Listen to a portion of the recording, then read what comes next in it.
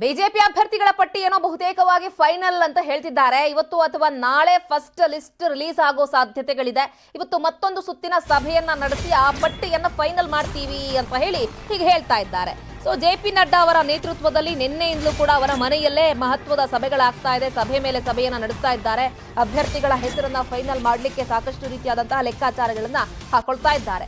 ಪ್ರಮುಖವಾಗಿ ಬೆಳಗಾವಿ ಸೇರಿದಂತೆ ಕೆಲ ಕ್ಷೇತ್ರಗಳಲ್ಲಿ ಇನ್ನೂ ಕೂಡ ಬಿಜೆಪಿ ಅವರಿಗೂ ಟೆನ್ಷನ್ ಇದೆ, ಏನ್ ಮಾಡೋದು ಅಂತ ಹೇಳಿ. ನಿನ್ನೆ ತಡರಾತ್ರಿವರೆಗೂ ಕೂಡ ಮೋದಿ ಅವರು, ಅಮಿತ್ ಶಾ ಅವರು ನೇತೃತ್ವದಲ್ಲಿ ಅಭ್ಯರ್ಥಿಗಳ ಆಯ್ಕೆ ಕಸರತ್ತಾಯಿತು. ಹಾಲಿ ಶಾಸಕರಲ್ಲಿ ಒಂದು 8ರಿಂದ 10 ಜನರನ್ನ ಬಿಟ್ಟರೆ ಮಿಕ್ಕವ್ರಿಗೆ ಎಲ್ರಿಗೂ ಕೂಡ ಟಿಕೆಟ್ ಫೈನಲ್ ಅಂತ ಹೇಳ್ತಾ ಆಗ್ತಾ ಇದೆ ಲೆಕ್ಕಾಚಾರಗಳು. 15ರಿಂದ 20 ಕ್ಷೇತ್ರಗಳಲ್ಲಿ ಹೊಸಬರಿಗೆ ಟಿಕೆಟ್ ಕೊಡಬೇಕು ಅನ್ನೋ ಲೆಕ್ಕಾಚಾರಗಳಿದೆ ಅನ್ನೋ ಒಂದು ವಿಚಾರಗಳು. ನೋಡಬೇಕು ಹಾಗಾದ್ರೆ ಇದೆಲ್ಲ ಬೆಳವಣಿಗೆಗಳು ಪಟ್ಟಿ ರಿಲೀಸ್ ಆದ್ಮೇಲೆ ಗೊತ್ತಾಗುತ್ತೆ. ಸಾಕಷ್ಟು ಜನ ಏನೇನೋ ಲೆಕ್ಕಾಚಾರಗಳು ಹಾಕೊಂಡಿದ್ದಾರೆ.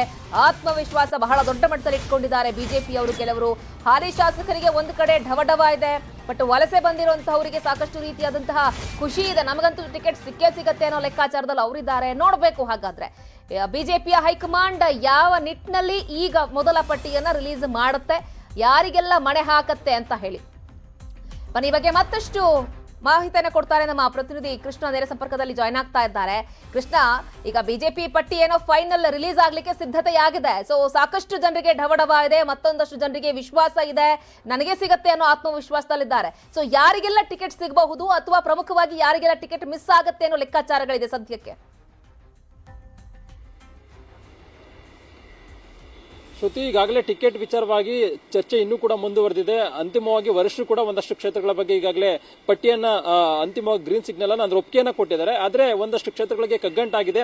ಅದನ್ನ ರೆಡಿ ಮಾಡುವಂತ ನಿಟ್ಟಿನಲ್ಲೂ ಕೂಡ ಸಭೆ ಕೂಡ ನಡೀತಾ ಇರುವಂತದ್ದು. ಆದ್ರೀಗ ಒಂದಷ್ಟು ಮುನ್ಸೂಚನೆ ಒಂದಷ್ಟು ಜನ ಶಾಸಕರಿಗೆ ಸಿಕ್ಕಿದೆ. ಅದಕ್ಕೋಸ್ಕರವಾಗಿ ಟಿಕೆಟ್ ಕೈ ತಪ್ಪುವಂತ ಭೀತಿಯಲ್ಲಿ ಈಗ ಒಂದಷ್ಟು ಜನ ಶಾಸಕರು ರಾಜ್ಯದ ನಾಯಕರಿಗೆ ಫೋನ್ ಮಾಡಿ ಒತ್ತಡವನ್ನ ಹಾಕ್ತಿದ್ದಾರೆ. ಕೊನೆ ಕ್ಷಣದಲ್ಲಿ ಟಿಕೆಟ್ ಕೊಡಿ, ಇಲ್ಲ ಅಂತಂದ್ರೆ ಪಕ್ಷ ಈ ಬಾರಿ ಕ್ಷೇತ್ರದಲ್ಲಿ ಕಡಾಖಂಡಿತವಾಗಿ ಸೋಲುತ್ತೆ ಅನ್ನೋ ಒಂದು ಸಂದೇಶವನ್ನು ಕೂಡ ಕೊಡ್ತಾ ಇದ್ದಾರೆ. ಶ್ರುತಿ, ಮುಖ್ಯವಾಗಿ ಸಚಿವ ಎಂಟಿಬಿ ನಾಗರಾಜ್ ಅವರ ಪುತ್ರ ನಿತಿನ್ ಪುರುಷೋತ್ತಮ್ ಅವರಿಗೆ ಟಿಕೆಟ್ ಕೊಡಿಸುವಂತ ನಿಟ್ಟಿನಲ್ಲಿ ಕೂಡ ಎಂಟಿಬಿ ನಾಗರಾಜ್ ಅವರು ಕಸರತ್ತನ್ನ ಮಾಡ್ತಾ ಇದ್ದಾರೆ. ಇಲ್ಲೋ ಒಂದ್ ಕಡೆ ವರಿಷ್ಠರು ಕೂಡ ಇನ್ನೂ ಕೂಡ ಹೊಸಕೋಟೆಯಿಂದ ಬಿಜೆಪಿ ಅಭ್ಯರ್ಥಿ ಆಯ್ಕೆಯನ್ನ ಅಂತಿಮವಾಗಿ ಇನ್ನೂ ಕೂಡ ಮಾಡಿಲ್ಲ. ಇದು ಎಲ್ಲೋ ಒಂದ್ ಕಡೆಗೆ ಎಂಟಿಬಿ ನಾಗರಾಜ್ ಅವರಿಗೆ ಒಂದು ರೀತಿ ದೊಡ್ಡ ಟೆನ್ಷನ್ ಅನ್ನ ಮಾಡಿರುವಂತದ್ದು. ಯಾಕಂದ್ರೆ ಸರ್ಕಾರ ಮಾಡೋದಕ್ಕೆ ಪ್ರಮುಖವಾದಂತಹ ಕಾರಣಕರ್ತರು ಎಂಟಿಬಿ ನಾಗರಾಜ್ ಅವರು ಈಗ ಎಲ್ಲೋ ಒಂದ್ ಕಡೆ ಕೊನೆ ಕ್ಷಣದಲ್ಲಿ ಪುತ್ರನಿಗೆ ಟಿಕೆಟ್ ನಿರಾಕರಣೆ ಮಾಡಿ ಬೇರೆಯವರಿಗೆ ಕೊಡ್ತಾರೆ ಅನ್ನೋ ಆತಂಕದಲ್ಲಿ ಎಂಟಿಬಿ ನಾಗರಾಜ್ ಅವರು ಇರುವಂತದ್ದು.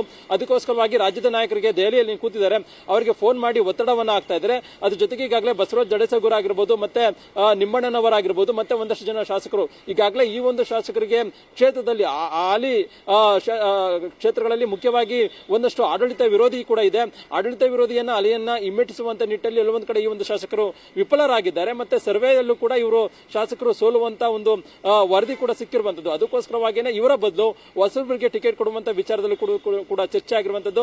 ಈಗ ಶಾಸಕರು ಒಂದಷ್ಟು ಜನ ಟಿಕೆಟ್ ಕೈತಪ್ಪುವಂತ ಒಂದು ಭೀತಿಯಿಂದಾಗಿ ರಾಜ್ಯದ ನಾಯಕರಿಗೂ ಕೂಡ ಒಂದಷ್ಟು ಜನ ಶಾಸಕರು ಅಂದ್ರೆ ಟಿಕೆಟ್ ಕೈತಪ್ಪುವಂತ ಬಸವರಾಜ ಜಡೇಸಗೌಡ ಆಗಿರ್ಬೋದು, ಮತ್ತೆ ಸುಕುಮಾರ್ ಶೆಟ್ಟಿ ಆಗಿರ್ಬೋದು, ಹೀಗೆ ಒಂದು 8ರಿಂದ 10 ಜನ ಶಾಸಕರು ಮುಖ್ಯಮಂತ್ರಿಗಳು ಮತ್ತೆ ರಾಜ್ಯದ ನಾಯಕರಿಗೆ ಫೋನ್ ಮಾಡಿ ಒತ್ತಡವನ್ನ ಹಾಕ್ತಾ ಇದ್ದಾರೆ. ಈ ಬಾರಿ ನಮಗೆ ಟಿಕೆಟ್ ಕೊಟ್ಟಿಲ್ಲ ಅಂತ ಅಂದ್ರೆ ಪಕ್ಷ ಸೋಲುತ್ತೆ ಅನ್ನೋ ಒಂದು ಸಂದೇಶವನ್ನು ಕೂಡ ಕೊಡ್ತಾ ಇದ್ದಾರೆ. ಅಂದ್ರೆ ಈ ಕ್ಷೇತ್ರಗಳಲ್ಲಿ ಎಲ್ಲೊಂದು ಕಡೆ ಹೊಸಬರಿಗೆ ಕೆಲವೊಂದಿಷ್ಟು ರೀತಿಯಂತಹ ಅಚ್ಚರಿಯಾಗಿ ಬೆಳವಣಿಗೆಗಳು ನಡೆಯುವ ರೀತಿಯಲ್ಲಿ ಟಿಕೆಟ್ ಅನೌನ್ಸ್ ಆಗುತ್ತೆ ಅನ್ನೋ ಒಂದು ಲೆಕ್ಕಾಚಾರಗಳಿದೆ. ಸೊ ಯಾವ ರೀತಿಯಾಗಿ ಅಚ್ಚರಿ ಆಗಬಹುದು ಸೊ ಈ ವಿಚಾರದಲ್ಲಿ? ಶ್ರುತಿ, ಕಾಂಗ್ರೆಸ್ ಮತ್ತೆ ಜೆಡಿಎಸ್ ನ ಪ್ರಭಾವಿ ನಾಯಕರನ್ನ ರಾಜ್ಯದ ಹೈಕಮಾಂಡ್ ನಾಯಕರು ಟಾರ್ಗೆಟ್ ಅನ್ನ ಮಾಡಿದ್ದಾರೆ. ಮುಖ್ಯವಾಗಿ ಅಂದ್ರೆ ಕೆಪಿಸಿಸಿ ಅಧ್ಯಕ್ಷ ಡಿ.ಕೆ. ಶಿವಕುಮಾರ್ ಆಗಿರ್ಬೋದು, ಮಾಜಿ ಮುಖ್ಯಮಂತ್ರಿ ಎಚ್ ಡಿ ಕುಮಾರಸ್ವಾಮಿ ಆಗಿರ್ಬೋದು, ಅದ್ರ ಜೊತೆಗೆ ಮಾಜಿ ಮುಖ್ಯಮಂತ್ರಿ ಸಿದ್ದರಾಮಯ್ಯನವರಾಗಿರ್ಬೋದು. ಈಗಾಗಲೇ ಈ 3 ಜನರು ಸೇರಿದಂತೆ ಎಂ ಬಿ ಪಾಟೀಲ್ ಮತ್ತೆ ಎಚ್ ಕೆ ಪಾಟೀಲ್, ಹೀಗೆ ಕಾಂಗ್ರೆಸ್ನ ಪ್ರಬಲ ನಾಯಕರು ಆರ್ ವಿ ದೇಶಪಾಂಡೆ ಸೇರಿದಂತೆ ಒಂದಷ್ಟು ಜನ ನಾಯಕರನ್ನ ಲೆಕ್ಕಾಚಾರವನ್ನು ಹಾಕೊಂಡು ಅವರ ವಿರುದ್ಧವಾಗಿ ಅಚ್ಚರಿ ಅಭ್ಯರ್ಥಿಗಳನ್ನ ಆಯ್ಕೆ ಮಾಡುವಂತ ನಿಟ್ಟಿನಲ್ಲೂ ಕೂಡ ಕಸರತ್ತನ್ನ ಮಾಡ್ತಾ ಇದ್ದಾರೆ. ಯಾಕಂದ್ರೆ ಈ ಒಂದು ನಾಯಕರು ತಮ್ಮದೇ ಆದಂತಹ ಶಕ್ತಿಯನ್ನ ಪ್ರಾಬಲ್ಯವನ್ನ ಸಾಧಿಸಿದ್ದಾರೆ. ಹೀಗಾಗಿ ಇವ್ರನ್ನ ಕಟ್ಟಿ ಹಾಕಿದ್ರೆ ಎಲ್ಲ ಒಂದು ಕಡೆಗೆ ಆ ಒಂದು ಕ್ಷೇತ್ರಗಳಲ್ಲಿ ಗೆಲ್ಲಬಹುದು, ಜಿಲ್ಲೆಗಳಲ್ಲೂ ಕೂಡ ಗೆಲ್ಲಬಹುದು ಅನ್ನೋ ಒಂದು ಕಾರಣಕ್ಕೋಸ್ಕರವಾಗಿ ಒಂದಷ್ಟು ಅಚ್ಚರಿ ಅಭ್ಯರ್ಥಿಗಳನ್ನ ಈಗಾಗಲೇ ಮಾಜಿ ಮುಖ್ಯಮಂತ್ರಿ ಸಿದ್ದರಾಮಯ್ಯನವರ ವಿರುದ್ಧವಾಗಿ ವರ್ಣ ವಿಧಾನಸಭಾ ಕ್ಷೇತ್ರದಲ್ಲಿ ಸಚಿವ ವಿ ಸೋಮಣ್ಣ ಅವರನ್ನ ಕಣಕ್ಕಿಳಿಸುವಂತ ನಿಟ್ಟಿನಲ್ಲೂ ಕೂಡ ಚರ್ಚೆ ಆಗಿರುವಂತದ್ದು. ಅದ್ರ ಜೊತೆಗೆ ಎಚ್ ಡಿ ಕುಮಾರಸ್ವಾಮಿ ಅವರ ವಿರುದ್ಧವಾಗಿ ಪ್ರಬಲ ಒಕ್ಕಲಿಗ ನಾಯಕ ಈಗಾಗಲೇ ಸಿಪಿ ಯೋಗೇಶ್ ಅವರು ಇದ್ದಾರೆ, ಅವರ ಬದಲು ಯಾರನ್ನು ಕೂಡ ನಿಲ್ಲಿಸೋದಕ್ಕೆ ಸಾಧ್ಯ ಇಲ್ಲ. ಆದ್ರೆ ಯೋಗೇಶ್ ಅವರನ್ನೇ ಚನ್ನಪಟ್ಟಣದಿಂದ ಸ್ಪರ್ಧೆಯನ್ನು ಮಾಡಿಸೋದ್ರ ಮುಖಾಂತರವಾಗಿ ಕುಮಾರಸ್ವಾಮಿ ಅವರನ್ನ ಕಟ್ಟಿ ಹಾಕುವಂತದ್ದು. ಅದ್ರ ಜೊತೆಗೆ ಡಿ.ಕೆ. ಶಿವಕುಮಾರ್ ಅವರು ಈಗಾಗಲೇ ಮುಖ್ಯಮಂತ್ರಿಯ ಕನಸನ್ನ ಕಾಣ್ತಾ ಇದ್ದಾರೆ. ಕನಕಪುರದಲ್ಲಿ ಈಗಾಗಲೇ ಅಪ್ಪಾಜಿ ಗೌಡ್ರನ್ನ ರಾಜ್ಯ ನಾಯಕರು ಸೂಚನೆಯನ್ನ ಕೊಟ್ಟಿದ್ದಾರೆ. ಆದ್ರೆ ಅಪ್ಪಾಜಿ ಗೌಡ್ರೆ ಫೈನಲ್ ಅಲ್ಲ. ಹೀಗಾಗಿ ಅಂತಿಮವಾಗಿ ಪ್ರಬಲ ಒಕ್ಕಲಿಗ ನಾಯಕರು, ಅದರಲ್ಲೂ ಮುಖ್ಯವಾಗಿ ಸಚಿವರೊಬ್ಬರನ್ನ ಕನಕಪುರದಲ್ಲಿ ಸ್ಪರ್ಧೆ ಮಾಡಿಸೋದಕ್ಕೂ ಕೂಡ ಹೀಗೆ ಒಂದಷ್ಟು ಅಚ್ಚರಿ ಅಭ್ಯರ್ಥಿಗಳನ್ನು ಆಯ್ಕೆ ಮಾಡುವಂತ ನಿಟ್ಟಿನಲ್ಲಿ ಕೂಡ ವರಿಷ್ಠರು ಸೂಚನೆಯನ್ನ ಕೊಟ್ಟಿದ್ದಾರೆ. ಆದ್ರೆ ರಾಜ್ಯದ ಹೈಕಮಾಂಡ್ ನಾಯಕರು ಇನ್ನೂ ಕೂಡ ಅಂತಿಮವಾದ ತೀರ್ಮಾನ ಮಾಡಿಲ್ಲ. ಈಗ ಮತ್ತೊಮ್ಮೆ ಸಭೆ ಕೂಡ ಆಗ್ತಾ ಇದೆ.